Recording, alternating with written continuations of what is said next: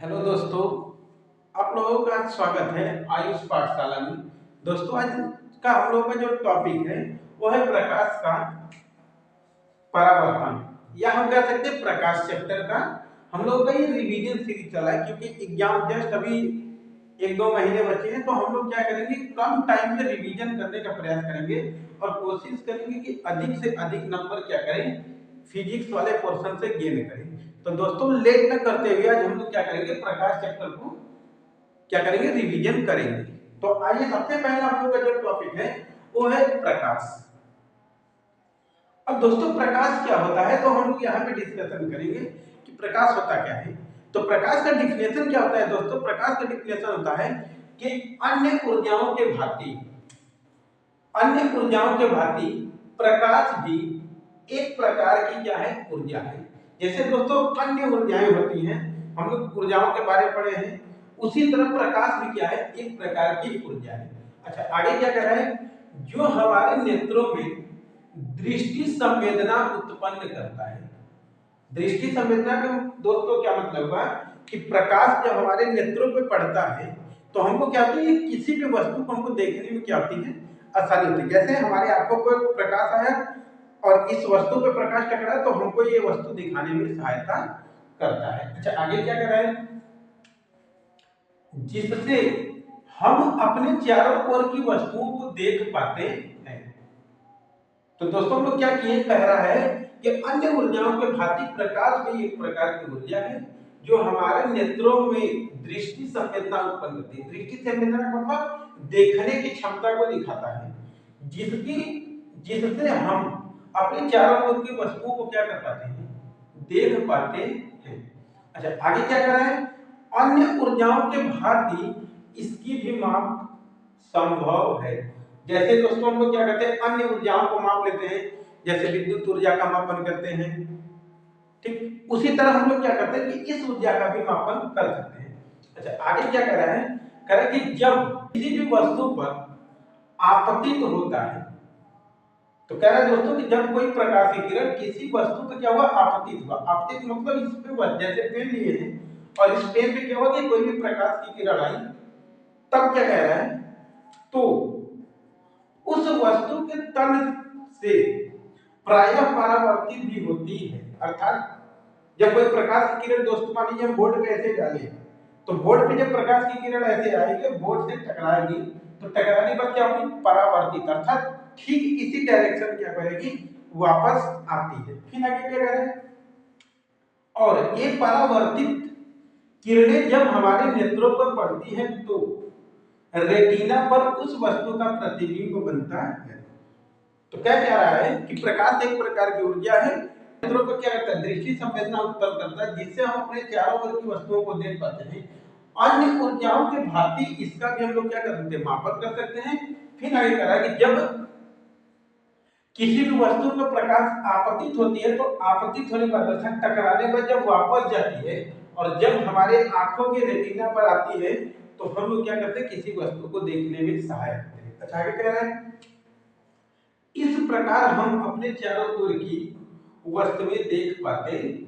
तो दोस्तों, ये हो गया हमारा प्रकाश। प्रकाश किसे कहते हैं, ये क्वेश्चन में आएगा तो हम कहेंगे कि अन्य ऊर्जाओं के भांति प्रकाश भी एक प्रकार की ऊर्जा है जो हमारे दृष्टि में दृष्टि संवेदना उत्पन्न करता है, जिससे हम अपने चारों ओर की वस्तुओं को देख सकते हैं।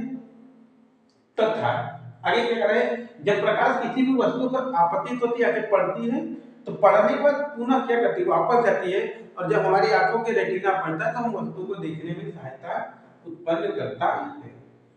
दोस्तों, अगला जो हम लोग का है आज का टॉपिक, इसमें वो क्या है, प्रकाश स्रोत, सोर्स ऑफ लाइट। अब दोस्तों, सोर्स ऑफ लाइट क्या होता है, प्रकाश स्रोत क्या होता है, तो ऐसा कोई सोर्स जिससे हम क्या करें, किसी वस्तु को देखने और उसको सहायता प्रदान करें, उसको हम कहेंगे प्रकाश का स्रोत। जैसे अगर हम एग्जांपल लें तो टॉर्च लाइट से हम लोग क्या करते हैं, प्रकाश लेते हैं। हम लोग के फोन का लाइट होता है, उससे हम लोग प्रकाश लेते हैं। सन से प्रकाश आता है, उससे लेते हैं। स्टार जितने उससे वो आता है, ठीक। चंद्रमा होता है, चंद्रमा से लाइट आता है, उससे लेते हैं। तो इसी के बारे में हम लोग को डिस्कस करना है कि प्रकाश के स्रोत, सोर्स ऑफ लाइट। तो क्या रहा है, कि प्रकाश हमें विभिन्न प्रकार के प्राकृतिक, तो प्रकाश है विभिन्न प्रकार के प्राकृतिक। अच्छा, प्राकृतिक का मीनिंग जैसे हो गया, हम कह सकते हैं जैसे सूर्य, सूर्य से हमको क्या करता है, लाइट मिलता है। हम क्या करते हैं, वो देखते हैं ना जुगनू एक होता है, उसके जस्ट पीछे जब वो क्या करता है अपने अप डाउन करता है तो वहां से भी क्या करते हैं कुछ लाइट होता है, तो हमको अंधेरे में दिखाई देता है, तो वो भी हम क्या कर सकते हैं प्राकृतिक। फिर क्या है एवं कृत्रिम, कृत्रिम का मीनिंग क्या हुआ कि यहाँ पे जो मानव द्वारा बनाए गए हो, मैन मेड होना चाहिए। जैसे अगर हम बात करें तो हम लोग के फोन के अंदर जो लाइट होता है मैन मेड है, हम लोग जो घर में बल्ब जलाते हैं वो मैन मेड है, प्राकृतिक ना हो तो कृत्रिम में हम लोग बनाए हैं। हम लोग के घर में क्या तो लालटेन जो बनाते हैं वो क्या होता है, वो भी एक कृत्रिम है। तो क्या कह रहा है कि प्रकाश में विभिन्न प्रकार के प्राकृतिक एवं कृत्रिम स्रोतों से प्राप्त होता है। इस आधार पर हम प्रकाश स्रोतों को हम मुख्यतः दो भागों में विभक्त कर सकते हैं। तो प्रकाश स्रोत को दोस्तों हम लोग क्या कर सकते हैं, दो भागों में बांट सकते हैं। इसका जो पहला पार्ट होता है वो होता है लुमिनस, लुमिनस को होता है दीप्त वस्तुएं, और दूसरा होता है नॉन लुमिनस अदीप्त वस्तुएं। दीप्त वस्तु क्या होता है, ऐसी वस्तुएं जो स्वयं प्रकाश को क्या करे, उत्पन्न करे, उसे हम लोग दीप्त वस्तु कहते हैं। और अदीप्त वस्तु किसे कहते हैं, अर्थात जो स्वयं प्रकाश उत्पन्न न करे, अर्थात जो पहले से प्रकाश दे रहा है उससे प्रकाशित होकर और प्रकाश दे, तो हम उसे क्या कहेंगे, अदीप्त वस्तु कहेंगे। तो देखते हैं डिफिनेशन में, दीप्त वस्तु लुमिनस सोर्स क्या होता है, कह रहा कि वे प्रकाश स्रोत जो स्वयं प्रकाश उत्पन्न करते हैं, अर्थात ऐसा प्रकाश का स्रोत जो खुद से लाइट दे। जैसे हम टॉर्च जला दिए तो टॉर्च खुद से जला दी वो जलना स्टार्ट, घर पे बल्ब लाइट देते वो खुद से जलना स्टार्ट, सन खुद से जलता है। तो वही कह रहा है कि वे प्रकाश स्रोत जो स्वयं प्रकाश उत्पन्न करते हैं उन्हें दीप्त प्रकाश स्रोत कहते हैं। जैसे सूर्य, सूर्य खुद से जलता है, तारे खुद से प्रकाश देते हैं, विद्युत बल्ब इत्यादि ये क्या है, दीप्त प्रकाश स्रोत है।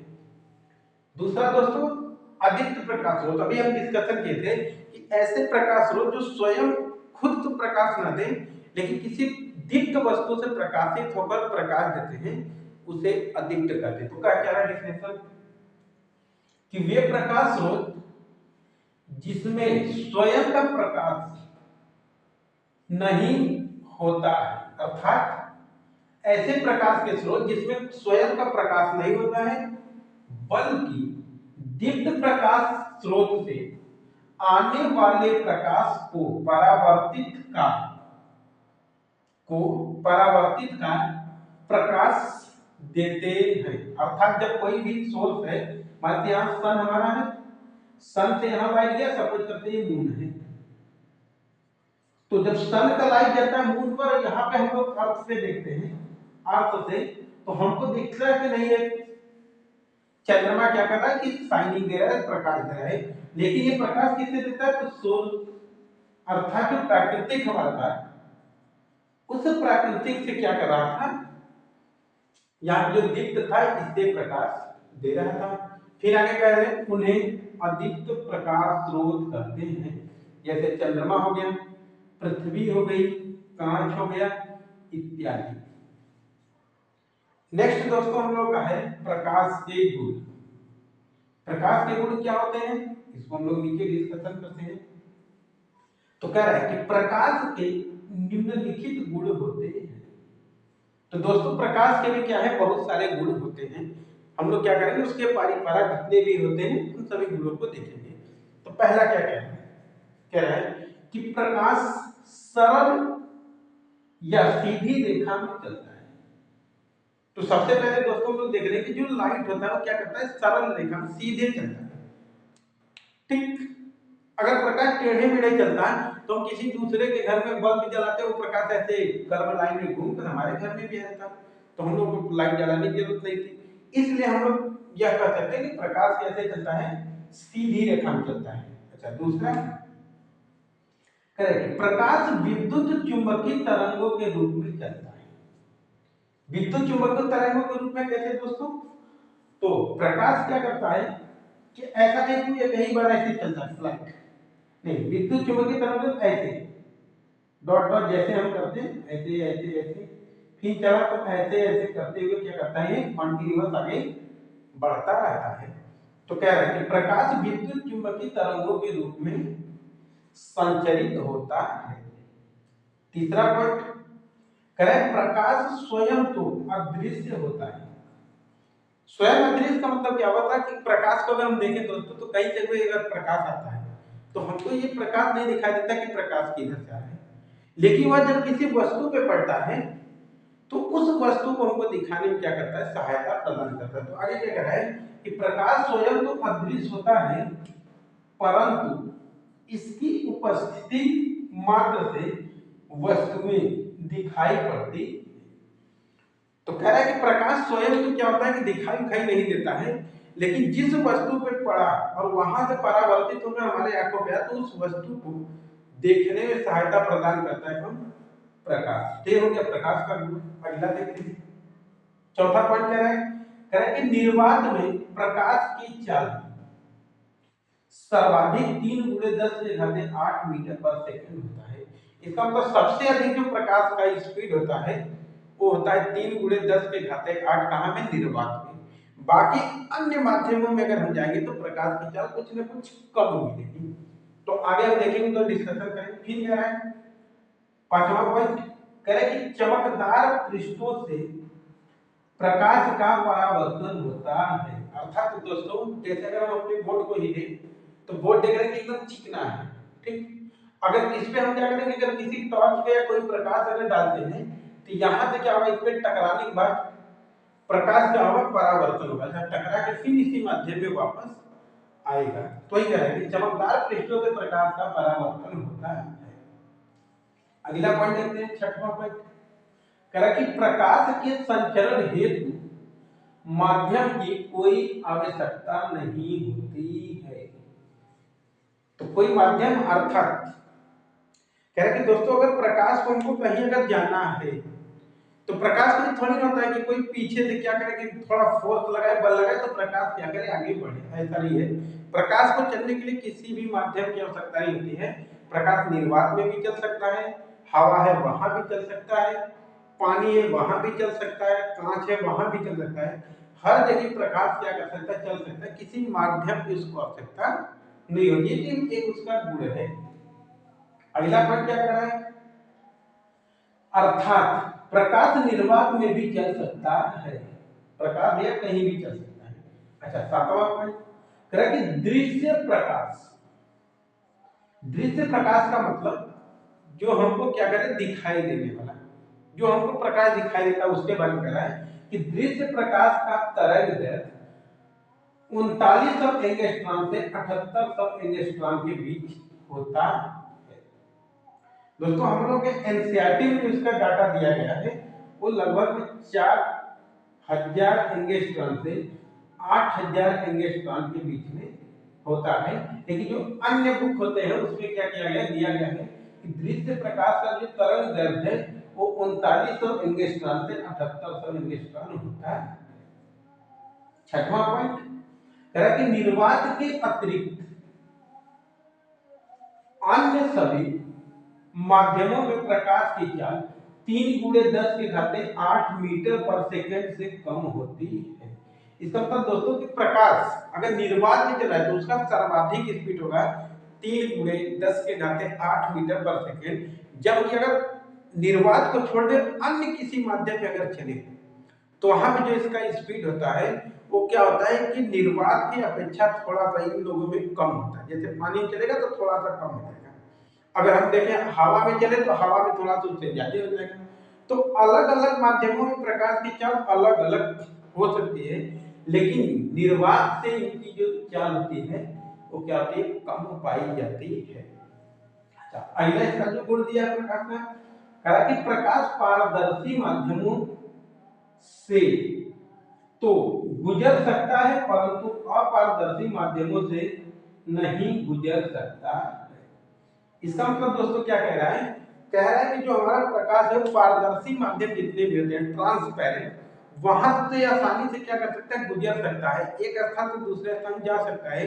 लेकिन अपारदर्शी जो होते हैं वहां से हमारे प्रकाश की चाल आर पार नहीं कर सकती। देखिए कह रहा है अपारदर्शी माध्यम से नहीं गुजर सकता, इसका मतलब जैसे हम अगर बोर्ड को ही देखें तो क्या बोर्ड के यहाँ से प्रकाश डाले उस पार चला जाए, ऐसा संभव नहीं है। तो ये क्या हो जाएगा, अपारदर्शी। तो वही कह रहा है कि प्रकाश पारदर्शी माध्यम से तो जा सकती है लेकिन अपारदर्शी माध्यम से नहीं गुजर सकती है।